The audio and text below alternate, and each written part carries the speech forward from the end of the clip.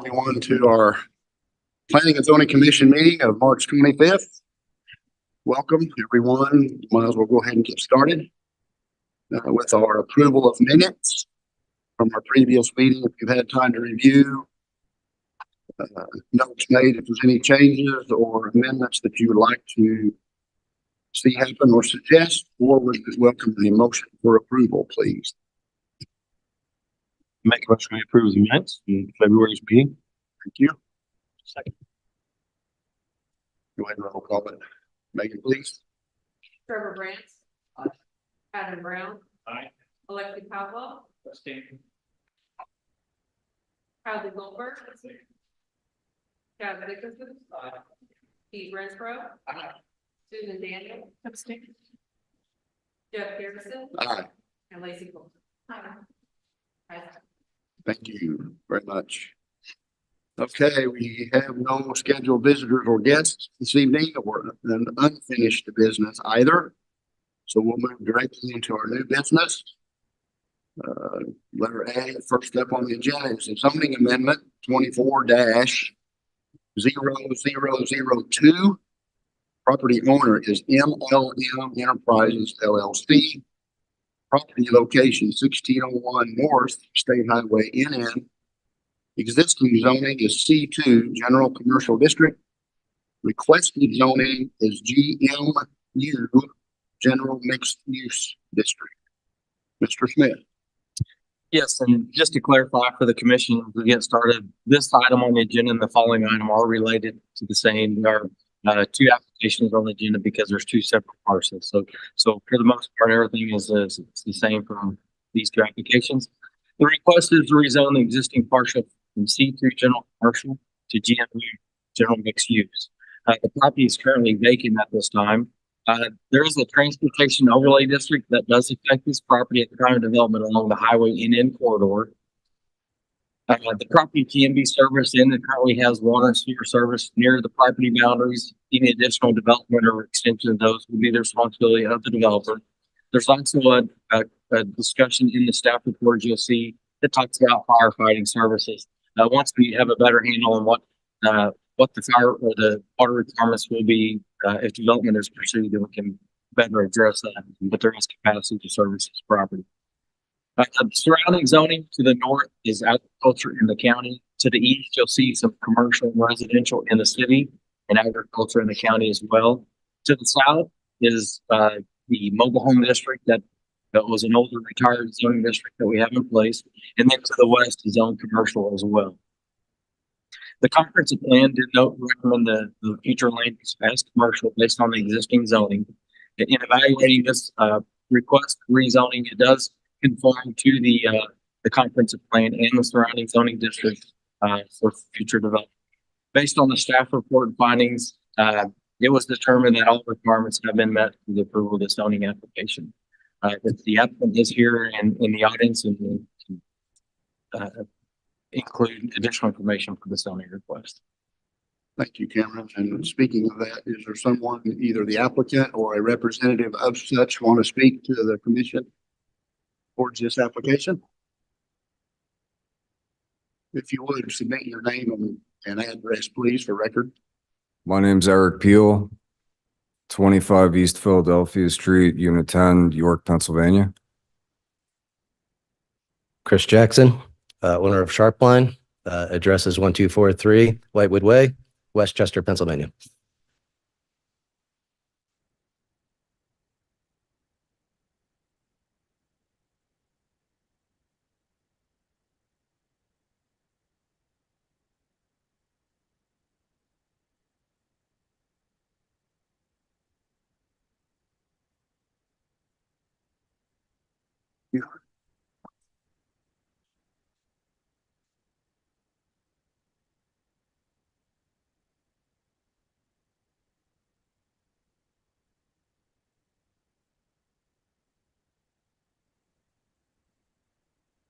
You guys want to take a look? Or do you want me to begin? You go ahead. Okay. You go ahead. Once again, Chris Jackson, the owner of Sharpline. Eric is the head of construction for Sharpline. He's going to go into more of the particulars, but I just want to tell you a little bit about ourselves. We currently do own in the greater Springfield area. We own Megan Lane Apartments in Willard and Logan Heights Apartments in Rogersville, which is 144 units. And we just recently purchased Sewell Apartments, which is a 40-unit complex right in the center of Springfield. These tend to lean towards more higher end apartments. We do self-manage also, which means that we control the property management aspect of this so that we ensure the screening of residences according to our standards and income requirements, as well as background checks so that we ensure the safety of our communities. The vision for this project is more of a town center feel with a retail component. There is a concentration of townhomes that are going to be laid out in 3-bed, 2-bath with garages. That's going to command a higher rent. So it would mean higher income standards have to be achieved. And we do feel that this is a good product for the market because in today's market with higher interest rates and higher lending standards to put bigger down payments on, it is hard for people to buy homes right now. So to stay in the community, this is a great option to stay and be able to attend the wonderful Ozark High School. I'm going to let Erica now speak to the particulars. Okay. Like Mr. Smith opened, it's 2 parcels for the zoning amendment. Currently, the land is zoned C2. Proposed zoning change would be the general mixed use. Property situated along Highway NN and West Bluff Street. I'll walk you through the presentation. The second page is the sketch plan. And that shows along fronting West Bluff Drive would be the mixed-use building with 3 stories of residential on top of first floor commercial, and then 72 townhomes behind that. The existing curb cut on 9th or Highway NN, we're actually proposing to relocate that away from the West Bluff Drive intersection. And when you're looking at that concept plan, our goal is to move the mixed-use building to front right along Bluff Drive. So you'd have the cartway, the sidewalk, and then the building with the parking behind it, which I'm pretty sure is commensurate with the zoning.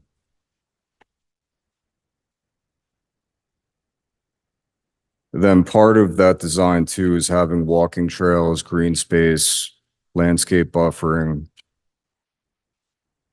And then flipping to the next page, there's a series of photos. This is what it could look like. These are built products. So that's a mixed use building.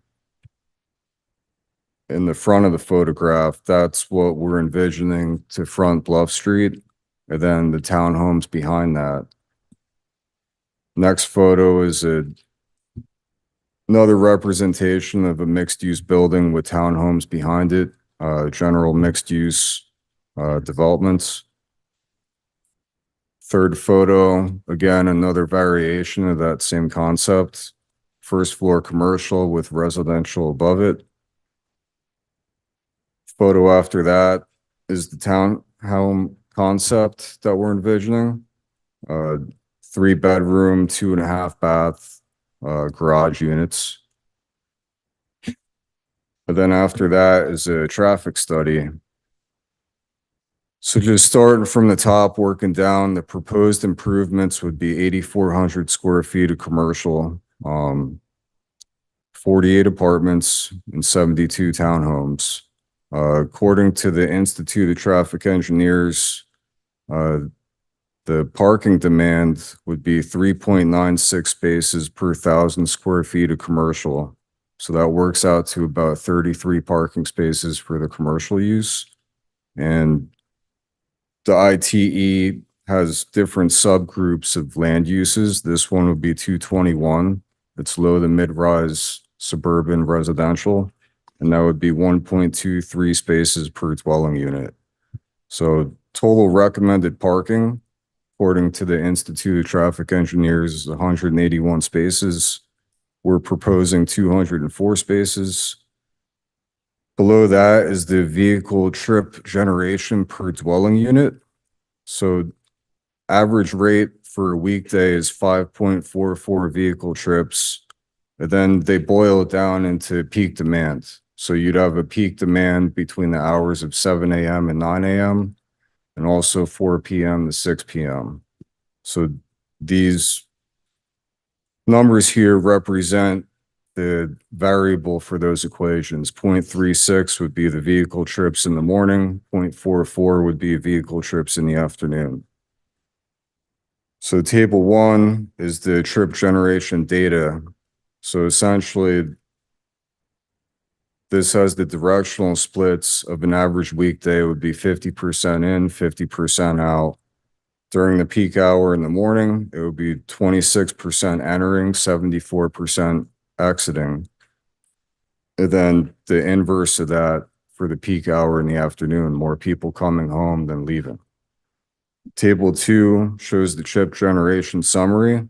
So based on the shopping center use, the mixed use along with the apartments, the average weekday trips would be 652. 50-50 would be 326 in and out. And then the peak flow for the morning would be 41 total and 50 for the afternoon. So if you flip to the next page, these are from MoDOT, the traffic daily volume for Highway NN. And the top shows northbound and the bottom shows southbound. So without boring you with all the data, basically total trips north and south is 7,321. And then peak hour in the morning would be 1,070. And the volume peaked out in the afternoon would be 669. So if you go back to the page we were just on and then look at the information from MoDOT, the percentage impact that this development would have, total trips would only increase by 9%. Peak flow in the morning would only increase by 4%, and peak flow in the afternoon would only increase by 7%. So it's de minimis. Beyond that, in the presentation, these are all the various uses, land uses defined by the Institute of Traffic Engineers. So I highlighted use 221, low mid-rise apartment, suburban. And that shows you the 1.23 parking spaces. So these tables now just merely speak to how many parking spaces you need for a development. For the shopping center, we use the most stringent shopping center code that's on the next page. It's highlighted shopping center 820. That's in December on Fridays. So around the holidays, that's going to be the most volume for parking. And it's 3.96 spaces per 1,000 square feet. So that's how we derived those earlier tables that we showed you in the presentation. And then the last couple pages, these are straight from the Institute of Traffic Engineers. So this goes through the background on the parking demand. The next page, these talk about the vehicle trips. So this is the actual empirical data from the studies they did over 27 communities, 205 dwelling units. And they give you all the graphs, the mean average, and those are those variables from earlier, the 0.36 and the 0.44. So sorry to bore you with that, but that's the data.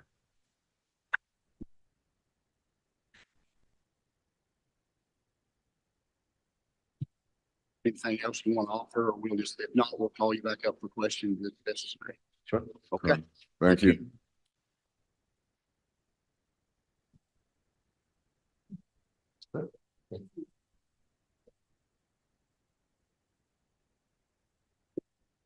Okay, we're gonna go ahead and move to, of course, open it up to any public comments that anyone would like to make. Remembering tonight, all we're talking about is zoning. This is great information, but this all, correct me if I'm wrong, this all has to go through the city process of approvals, and if you'd like to make a comment on that before we move forward. I just was going to clarify, you're correct, it is a zoning application. They provide additional information that wasn't required as a part of staff report and presenting the case, but no, this is great information to have and helps kind of show and sell the story to you, I guess, for the commission to have a vision what might to come. Right. But again, this all has to go through the proper channels, approval and everything through staff city, but I will go ahead and open it up to the public. Yes, ma'am. Jeannie McFall, 1324 East Warren Avenue, Ozark. I just had a question. Is there any zoning that has been approved of this district yet? I know it was only enacted in 2021. Do you want me to answer that? I was going to ask you since I'm from the Yeah. water. There has not been one that's been approved at this time. This will be the first one that we've had come through for consideration. Okay. And then the other question is, on the comprehensive plan, the only zoning map that I've been able to find is one that's dated 2022 on your website. Do you have a new one that updates the different areas that allows for this zoning? Yeah. So that has came up in the past when we were working with our GIS department to update the zoning map. I've also clarified this in the past, that the mixed use reference in the conference plan is not related whatsoever on the general mixed use ordinance. That the conference plan was done earlier before this ordinance was in place with Green Dove. And that mixed use in the conference plan was just to provide options for different considerations, whether it be commercial, industrial, residential, depending on development trends and what the surrounding uses are. But again, the mixed use zoning noted reference in the conference plan is not a specific zoning district. It was just allowing us to consider different zoning districts. The general mixed use ordinance that's in place now was drafted after the adoption of the conference plan. And the comprehensive plan would have been in 2019? Conference plan was drafted in 2018 and adopted in February 2019. Okay. And just one other question, from C2 to general mixed use allows for less setbacks than C2, correct? I don't know the specific dimensions off my head, but there are some considerations in general mixed use about setback requirements, additional amenity requirements, height, discussions about the taller you go at a certain height, the more setback you have on a property. And is there any requirement, can it all be residential? Or does a portion of it have to be commercial? The general mixed use allows for multiple uses. It can all be residential mixed or multifamily. It doesn't allow for just specific single family. The only single family that's allowed is it's on the upper floor, for instance, like around the square. We have single family residents above commercial businesses, but the general mixed use, the intent is to provide a variety of mixed uses in that or in that development. I know they didn't appeal to this, but would this allow for tiny homes development in this zoning? No, it does not allow for tiny homes. We don't even consider tiny homes our building codes at this point because we haven't adopted the tiny home building codes. Right. And probably just one other question. The little sliver, which is it the next one coming up? Yes. Can they do a 0 lot line and combine those two if they needed to? Probably let the applicant clarify, but my guess is they're separate parcels at this point. That's why there's two applications. I suspect when we go to develop, they'll do a lot combination. Okay, thank you. Thank you. Anyone else?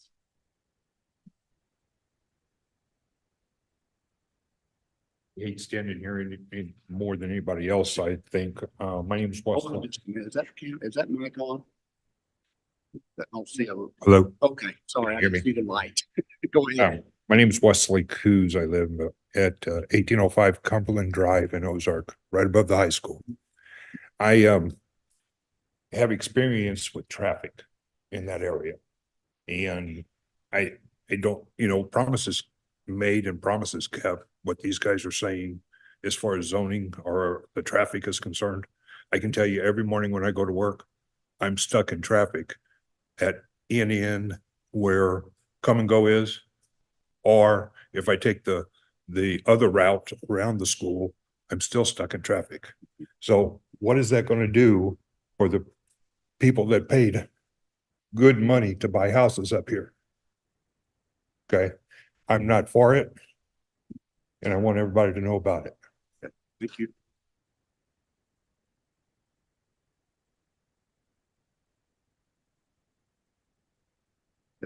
I'm Paul Micah, live 2610 West Heritage. So I'm on the other side of the highway. But I have a couple of things. One, I have a daughter who goes to Ozark High School, and you all know the Ozark Innovation Center opened up a couple of years ago. And as the gentleman mentioned, currently you have students that drive from the high school, go all the way down to NN just to come on down towards Come and Go, come on up Jackson to come on over there to get to the Innovation Center. So they're stuck in traffic, is like he's mentioning also. And then you also have them coming back the other way too, because there's no quick way. You also have the buses going around there. So if you bring in another 200, 300 people into an area, we already have a problem on down where we used to live at on CC, where we had another 480 units over there, which is growing to another 400 more units, if you're aware of that. We used to live back over there, and traffic over there is horrendous. I know there was a plan somewhere to help alleviate some of that. I understand the numbers, 7%, 9%, 10%. I go through there every single morning, and I've gone from waiting for 5 minutes up to almost 15 minutes trying to get to a red light that changes green to red to green to red. And you have over 40, 50, 60 people trying to get within 15-minute span, and it doesn't work. You also have North 20 Apartments, which the steel company I work for is helping build that place. It's a blight and an eyesore off of 65. And I know apartments are necessary. I know housing is necessary, but isn't there a better place to put it? You also have a church right there, which I'm a member of, which is another reason why my wife and I came down here, the Catholic Church right there, and opening all that. And then you also have Johnny Morris's group, isn't he putting a bunch of cabins over there right across the street? So you have all the people that's coming into the mill, which has just been redone. And then you have all the cabins that are going to be built in that little area from hopefully get more people coming in, tourist area. You have the high school problem with people driving around there that you want to zone something to get to be commercial and residential. And then you have the problems we already have with you have to build up the school districts already in different areas. I don't see where this is doing anything good for Ozark. We've only been a member of here for 10 years. I'm retired military, served 30 years. We decided to settle in the Ozarks mainly because of my in-laws, but we loved it. We called it home for 10 years, and I love the community. But I hate to see a community destroy itself because of overpopulating itself. Then all of a sudden you become like a great big city. My parents live in San Antonio. San Antonio used to be a quaint little city, and they decided to get too big, and they don't know how to control their own traffic. And now they're building highways on top of highways on top of highways. And Ozark is tiny, where Missouri's tiny compared to the bigger cities. And you're looking at, I know it's a small community, and you're looking at small little pieces to build into it. But eventually you're going to overrun your own population. You're going to overrun your own traffic, and it's not going to make anything good. You're actually going to make it worse for the population to live here. So that's all I had to say. Take care of the kids, the high schoolers. They need a way to get around there. And if you open that up for more traffic, the students it's a pain in the butt to get from the high school to the Innovation Center, the way the traffic is right now. And a lot of the kids drive from the high school to the Innovation Center. If you open that up to commercial residential, you put more people over there, you're endangering the children, the kids that are going to be driving through there. Some of them just learned how to drive. And if I know I have teenagers learning how to drive, I'm sure every single one of you have teenagers that are learning, either have not learned how to drive or getting ready to learn how to drive. And it's scary. And you're going to have them drive through an area and all of a sudden hit somebody else's car that we don't know about or something. It's a scary thought. Thank you. Thank you. Pretty started. Anyone else?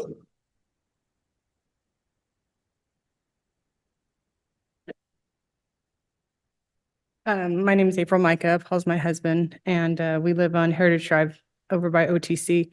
So the other thing that I just want to mention is Bluff Drive doesn't go anywhere except the high school, really. So all the traffic will be on NN. And we've talked about heading south towards Jackson. It's a nightmare. Jackson's one of the worst, you know, that stretch. You got a traffic light every block. Takes you as long to go from, you know, South Street to, or from NN to the highway as it does to get across town and other places. But if you go north, it's not any better. You're just going past another elementary school, and these are 2-lane roads. And people are going to be in a hurry to get to work. They'll be frustrated that they can't go south. They're going to end up going north, be stuck in that 35-mile-an-hour zone. There's just no good way in and out of that parcel of land. That's all I got. Thank you.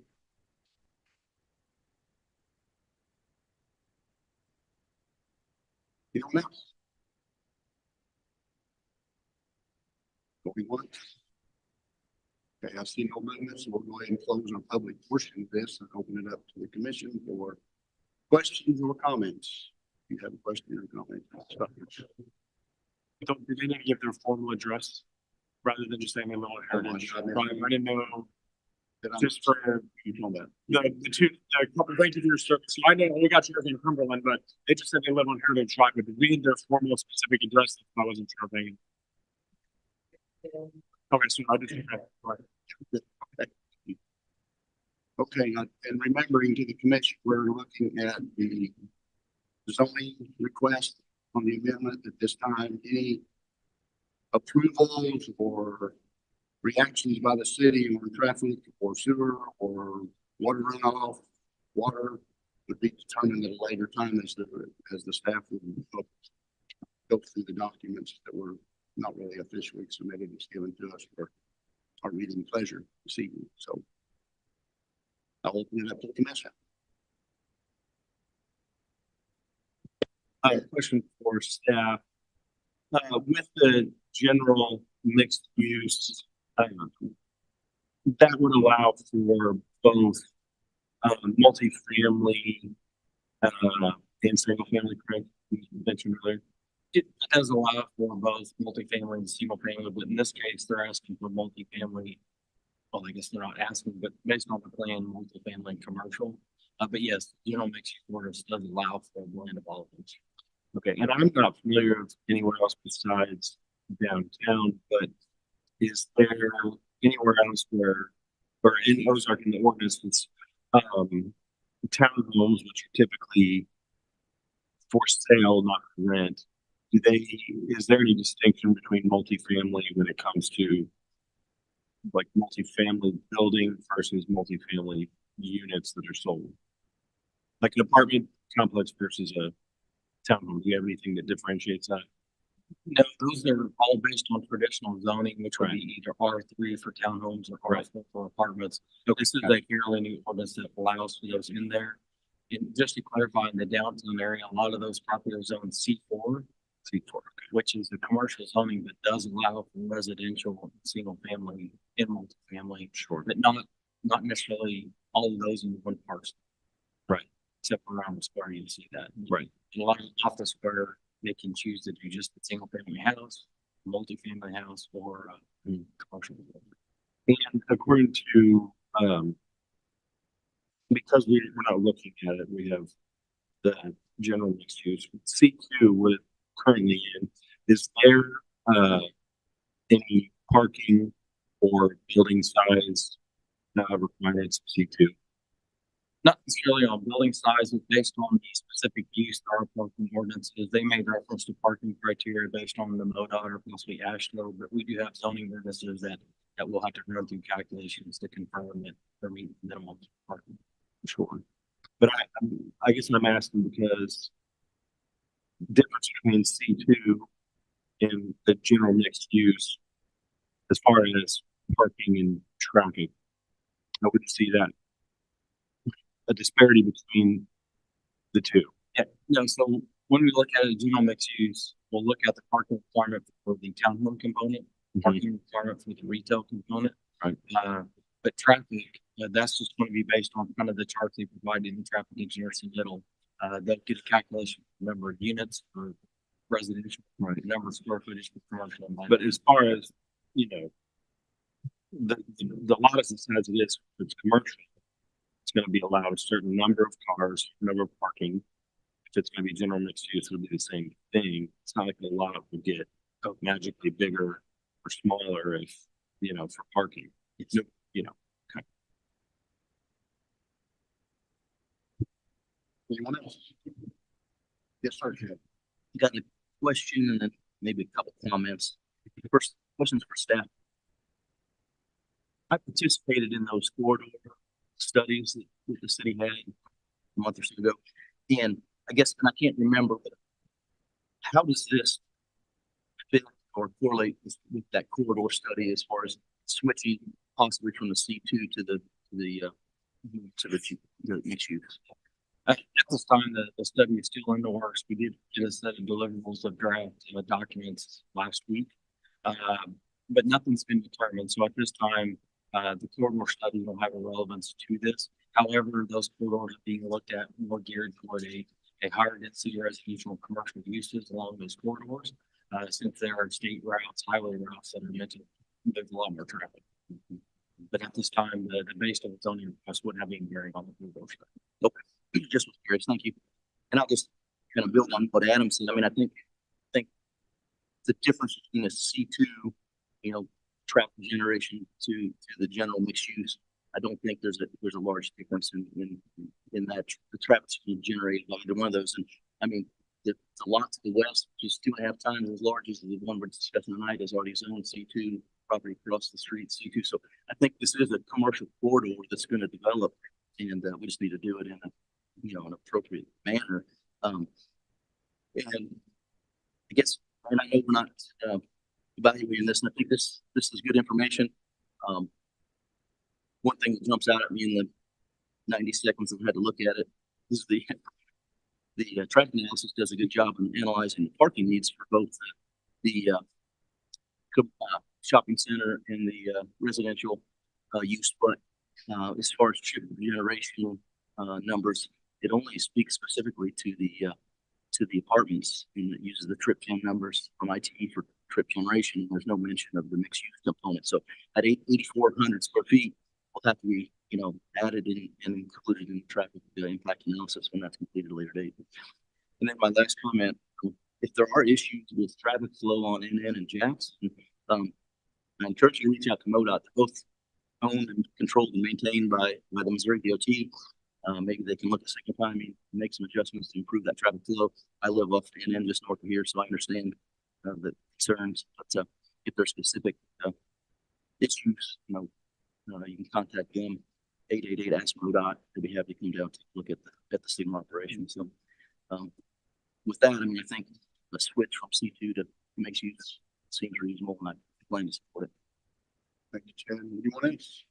Want everybody to get a chance? Hadley, go ahead. We'll just say, teaching here in the high school, I know the gentleman mentioned specific issues with traveling back and forth to the OST. The timing with this being townhomes and kind of looking at, you guys broke down the times. I feel like that really, we look at the big strike through that, 9 a.m. to 9:15 time in corridor. You mentioned 7 to 9. I think that's kind of past that wave. Then you have that 11:15 to 11:30 time. And then you have that 1 to 1:15 time. So those 3 midday times, which are just crazy if you go on Jackson, I don't think there'll be as much of a piece there. I mean, yes, that's a concern, but the bigger piece is that we have some fantastic educators in other districts that will not come to Ozark because we don't have townhomes. They can't afford our houses. They don't want to rent an apartment, and they like to townhouse, like they have a kid and things like that. So yes, I know it brings traffic, and the board knows that I've been very adamant about specific apartment complexes and things like that coming to the high school. We had that one right by the junior high, by the tennis courts. But I mean, it's frustrating to me when I call the teacher in Aurora that's an amazing teacher, and he said, "Look, I think to Ozark, but there's no place for me to live." So yes, I know it brings traffic, things like that. And I know the audience may not have been here at some of the other proposals that I've pretty much shot down a lot of them, but I feel like the townhome piece is a huge piece missing. So, I think some of the concerns I had, I know Chad and Adam kind of touched on it, but I think we desperately need townhomes here. I think townhomes are something they have not addressed at CC. I think CC, they put those apartments in. The thing across the highway, that's a different piece. I wasn't on the council when that, on the committee when that came through, but like, I know that we need to grow and we need to grow right. You know, I appreciate you guys bringing something with townhomes. I think that's a big hole that we don't have in the Ozark here. Thank you. Everybody gets a turn and they say, no, you're good. Lexi. Did you want to say anything? Kate? Lacey? Everything? Mr. Branch, how are you? How are you? You're good? Okay. Now I think we're at a point of, any questions come up or we're ready for a motion? Did you get a chance to touch that? Did you have any questions? I'm good. Okay, so I'll make a motion that we approve zoning amendment 24-002 based on council recommendation. You gonna have to say, Second recommendation. did you get that second, Liam? Just roll call when you get a minute. Chad Dickerson. Aye. Jeff Garrison. Aye. Susan Daniel. Pete Renfro. Calvin Goldberg. Lacy Colbert. Trevor Branch. Alexi Pavlo. Adam Rick. Thank you. And as Cameron mentioned, letter B, which is an extension of it's a little piece that's still sitting there undone. So zoning amendment 24-0003. Property owner MLN Enterprises LLC, property location 1701 North State Highway NN. Existing zoning C2 General Commercial District. Requested zoning is GMU General Mixed Use District. Cameron, you want to comment again on anything or just let it ride? Just to clarify, it is this little triangular sliver just along highway and in, it is same information as the previous application. So, be happy to answer any additional questions, but the information is pretty much the same, as discussed. Thank you. Representatives want to add anything to it, or we keep going? All right. Open this back up again as we do with, to the public for any new or additional comments based upon the additional piece that we're looking at here of the same property, but the smaller piece. Seeing no movement, we'll go ahead and close the public portion, open it up to commission for anything that's come to mind, or we'll move direct to motion. I make a motion to recommend approval of zoning amendment 24-0003 as presenting the report and steps recommendations. When you're ready, Megan, go ahead. Jeff Garrison. Aye. Adam Brown. Alexi Pavlo. Chad Dickerson. Pete Renfro. Trevor Branch. Calvin Goldberg. Susan Daniel. Lacy Colbert. Thank you, thank you, thank you. Then moving on to letter C, which is the amending the municipal code of the city of Ozark, Missouri, chapter 405, zoning regulations by enacting one new section, 405.080, neighborhood meetings. Cameron, the floor is yours. Yes, following the last meeting, staff has went back and made some changes in the ordinance, and I'll go through those with you. We did get feedback, after the meeting, not a lot, but we've taken all those comments in place and put those into the ordinance. So just kind of beginning on the first page. So we require any annexations, maybe vacation of the public right of way they're not required to have a neighborhood meeting. And then we added an exception regarding single family.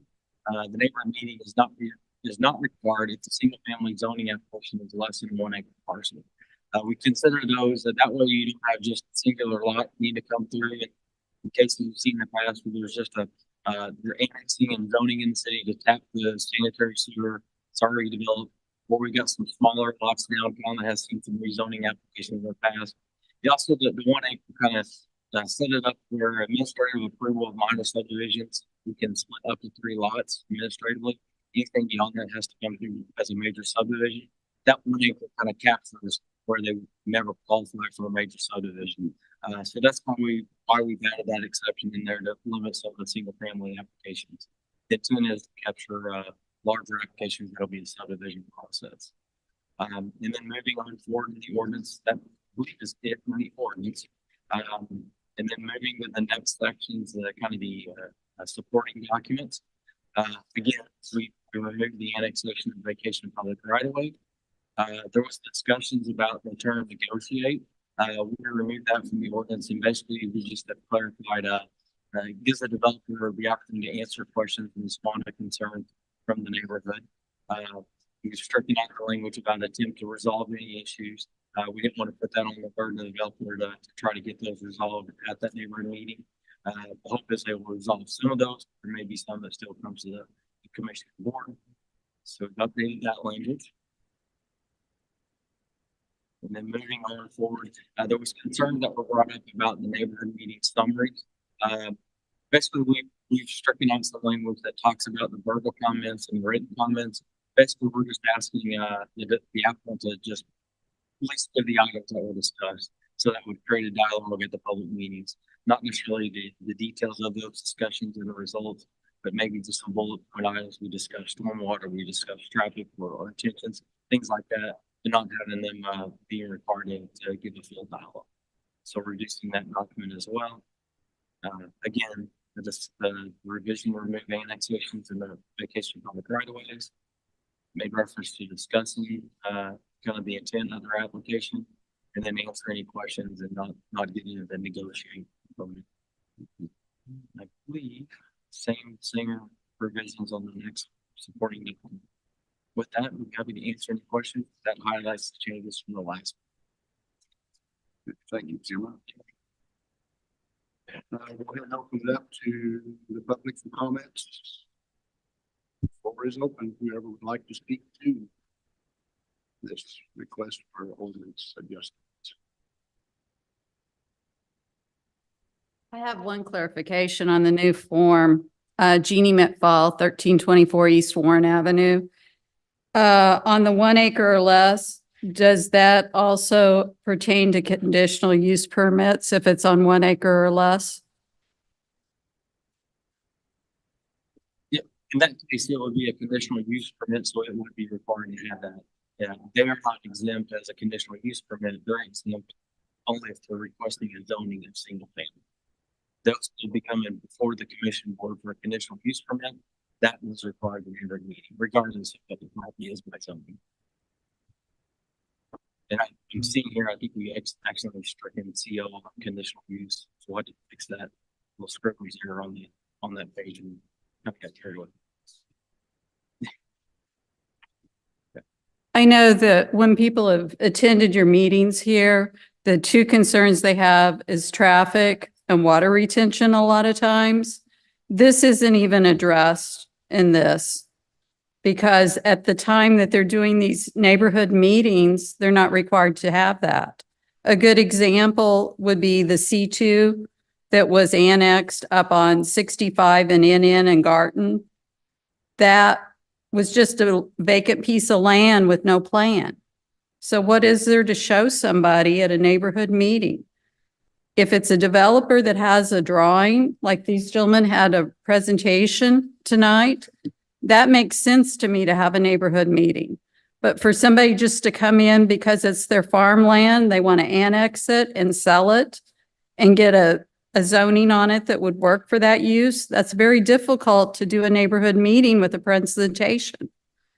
And I've been to the MoDOT meetings, there's maps, they're very helpful, but I get told different things depending on who's standing by that map. They don't tell you the same thing 2 times in a row. So is this going to be a problem with your neighborhood meetings? It just needs to have a drawing and a plan for it to be beneficial for the neighborhood meeting to be in place. And the idea that it can only happen between 4 and 6:30. That may not be ideal for some neighborhoods or where the plan is. It may need to be on a Saturday instead of an evening. So there's a lot of things that I think you just need to look at totally and think about using this plan. I know Show Me Christian County has some concerns about this, about businesses coming to town because of it.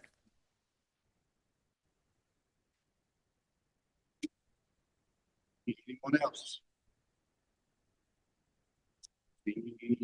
No, we'll close the public portion and open it up to commissioners for questions, comments.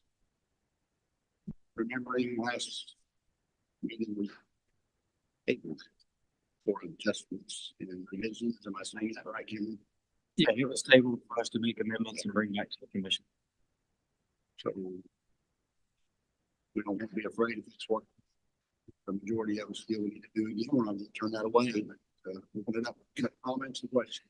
I just wanted a clarification from staff. So the neighborhood meeting before zoning changes and also planning and developments, for example, zoning, like if you do have land, it would be rezoned, like if there's a development, there's a plat map, like it would be like, let's say we do have a piece of farmland, it does want to be changed from agricultural to R2.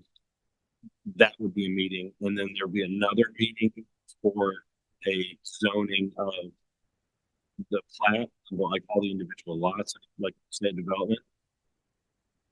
No, I'm saying those are two separate things. yeah, those are two separate things. So you'll have a zoning meeting for a zoning request. The PUD is the same thing as a zoning request. So you'll either have a residential zoning request or a PUD zoning request.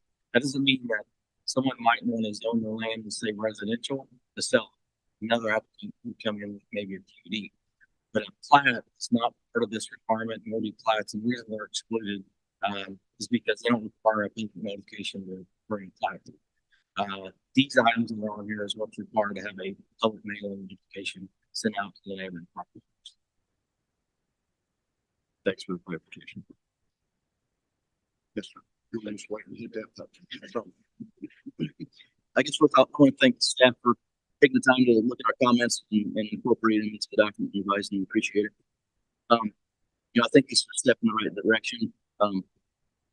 This is very similar to neighboring communities and what's required there. You know, at the time of zoning, a lot of times you don't have an idea of what you plan to do there. You're simply rezoning it, say from ag to commercial or whatever, and you haven't found, you know, your investor, you don't have a plan, you know, but you know, so I think that's a common thing for the planned unit development. Correct me if I'm wrong, that does require a site plan. So at that type of rezoning, there would be a site plan to be reviewed by the neighborhood. But at least there's an opportunity for the neighbors to talk with the developer, you know, ask questions, see what the intended plan is. I think majority of these, there is no formal presentation. It's more of an open house, come and go. You ask the developer and the owner questions and concerns and so forth, and have time. So, you know, again, I think this is a step in the right direction. I think the time is appropriate. I mean, MoDOT was mentioned. That's when MoDOT has their public meetings. Also, this is a business type thing in my mind. If you're going to go to a business, you're going to go there during business hours, Monday through Friday. You're not going to, you know, if it's your doctor, they're not going to necessarily on Saturday. So, you know, if it's important, I think citizens and neighbors would make every effort to get there. I think a lot of times they can submit comments directly to the city that could be incorporated into a report and so forth. So, I think this is a good step. I think it's needed, and you know, I think we should move forward with it. Thank you, Chad. Anyone else? Call your name. If you don't speak up, make you tell me no. Okay, I'll go ahead and hit your button. Here you go. Yeah, I agree with what you said already.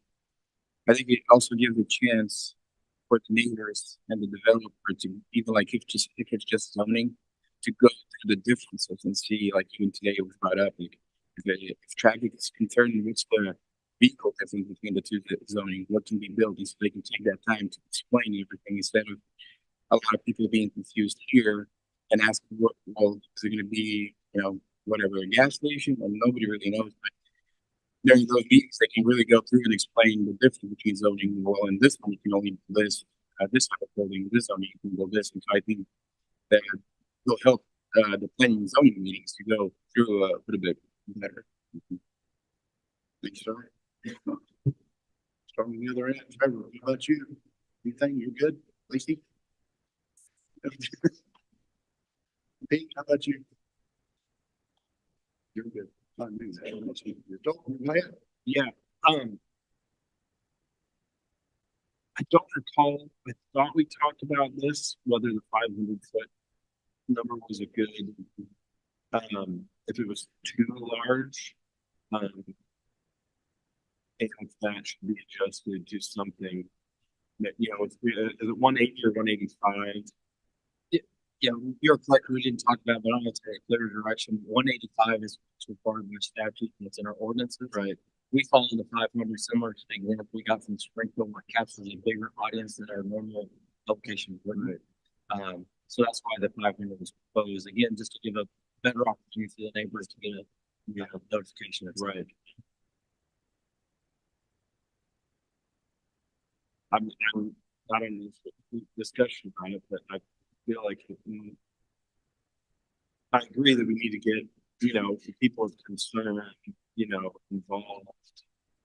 But I do think 500 feet, it could, you know, depending on where it's at, it could be 3 people, it could be 100. And, you know, I'm not married to the 500 idea, but you know, I don't know if anybody else feels that way.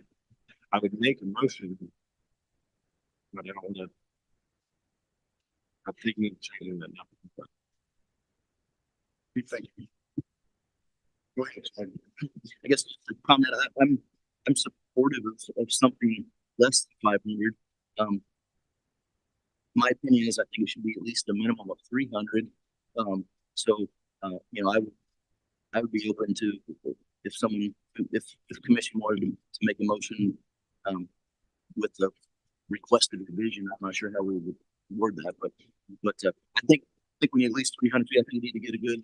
You're right. It depends on how dense the properties around it. If you're in the middle of an agricultural, maybe a handful of people, but if you're, you know, in a really densely populated area, it's going to be quite a few. So I would support 300 feet as a revised number. Go ahead. But the other question I had was, the notice of the meeting shall be sent to one, you know, the owner of the property. Let's say we do have, it affects a lot of properties that, you know, maybe have tenants that wouldn't know about what's happening around them. You know, the owner might, but the current resident might not. Just trying to think of the effects that could have. I obviously, you know, like as a city, we're looking at citizens who are investing time in our area, but just noticing, just thinking of anything that could backfire, especially if it's an area with a high concentrated area of current citizens that may not be property owners. So are you directing that toward the renters? yes. It would be mailed to the owner of record in the city information. Yes. Database, I assume. It would be based on, generally it comes from the assessor map, showing the ownership, county assessor's map. Yes, it would only be mailed to the owner. So is our 185 feet foot mailings that we generally do. That the benefit of the 185 is there's also generally public posting on the property or in the paper. And keep in mind, this is just the kind of really courtesy type meeting. There will still be the public meetings come through. If someone didn't get that, they will still see the sign posted. Maybe they can hear it through the other neighbor and still could come to the official public meetings. But again, the 185 is only mailed to the registered owner, not all the renters on the parcel. Sorry, I make the argument out of trying to be devil's advocate of you that, let's say, you know, I own the property and John lives in the property. It's not fair as me as the owner not to get that. You know, like I think it's, you know, so I think that. I think I know we said we pulled this from Springfield, and I know Chad mentioned 300 feet, but I just feel like for a lot of the changes, I think I've been on the board now for like 3 years, and it doesn't seem like a lot of our changes are happening in the middle of stuff. So I like the idea of having 500 a little bit more. I think kind of what this does is I think for our benefit, one of the things that we push for this is that we want them to be able to, before they come and then this be the first time that they have an opportunity to communicate their concerns. I like the idea of having a little bit broader reach and saying, hey, let them do that neighborhood meeting. Because so many times, and I want everyone to have the chance to talk, but there's been times, where we've sat here for 3 hours and it's just their first chance to get me information. So, I mean, I understand where, yeah, if there's something where you pop it in the middle of, where there's tons of residential, and yes, that's going to be a bigger piece, but I think most of those are more densely populated, and a lot of our things that have come here in those more densely populated areas. So I'd rather be conservative, and I like the idea of going with the 500. So their first time addressing concerns is not here, and that's just my opinion. Go ahead. I just want to say I agree. Thank you. You're the one that had sponsors, and you guys can, we got. I agree. Well, I'll comment that I was pleased, and I get the guys' point. I was pleased to see the 500 because it's going to capture. I think anything over that would have been beyond the realm of overkill. It is, but I really like that that portion of it. So, for lack of better terms, I would like to make a motion to approve the adding of section 405.0 neighborhood meetings. Do I have a second? Roll call, Megan, if you would, please. Adam Brown. Aye. Lacy Culver. Aye. Jeff Garrison. Aye. Trevor Brand. Pete Renfro. Alexi Pavlov. Susan Daniels. Chad Dickinson. Howard Goldberg. Okay. Very good, very good. Thank you everyone for that. We have, that's always towards the end of our meeting, we have discussion. I'll open it first of all to the commission for any comments you would like to make this evening. Open the vote. I just encourage you guys. I know the school district's really trying to do into the community, trying to get more community members involved. So tomorrow night, 5:30 is at the Innovation Center. There's a curriculum conversation we're really going on. The community to kind of see what we do in Ozark. So many times you hear different things, that's critical race theory and some of this stuff, and schools kind of get a bad rap, but a lot of that stuff Ozark doesn't do. It's just the news kind of glamorize it. So definitely, if you don't like Ozark schools, please like it. Just kind of see, because I know the school district, we're trying to do, besides the school board meeting, which that's always a key thing, we're really trying to do some other pieces to welcome the community and get community input. Our long range planning was pushed off due to snow days and things like that. So our final long range planning meeting, don't have the date yet. I want to say it's April something. It's also Tuesday, but if you like the Ozark Schools website, definitely check that out. And obviously, the more the better. We'd love to get just different feedback from community members. Thank you. Thank you, Heather. Anyone else? I'm going to make it a rain robin. Adam. Chad. Yes, yes. Glad to have her experience. Good. You're good, I see. Hey. Susan. Lexi. Heather, you already had your time. Staff, Cameron, anything from you, sir? Yes, staff had a great meeting with the board meeting last Thursday and on the legislative meeting to talk about subdivision ordinance, rental inspections, and contractor license. Very positive feedback. So staff hopes to have a draft to the commission, probably for just discussion next April or the next meeting in April, in regards to subdivision regulation changes and then rental inspections. The contractor license, I'm not sure if it needs to come to the commission or not. I'll have to look into that. But a direction for staff to pursue drafting some regulations on those in place. I also think it's time for us to have some rental inspection contract license in place. As we've been doing research, it's surprising what's like Ozark is the only community that doesn't have anything in place. Even a lot of the smaller communities around have some form of regulation. And on the staff side, we do get constant complaints, if you will, from citizens that we don't have such a thing in place. So I think for that maybe at the next meeting. Megan. Oh. Yeah. You mentioned rentals. I don't think the city does. Does the city have short-term rental license requirement? And if not, are you planning to develop it? No, we don't have that in place. However, what we're identifying with this rental inspection requirement is a registration from a property owner and a tenant. At this time, we don't plan to pursue a short-term rental ordinance, but we're hoping this would capture a lot of the information we do need on a regular basis for contact, whether it's just for emergency services, have a contact, or through token. Good question. Megan, it's your turn. You got a lot, I can tell you. No, you're all right. We're good. Well, that leaves just one thing, my friends. There's one, second, and they all said. Thank you.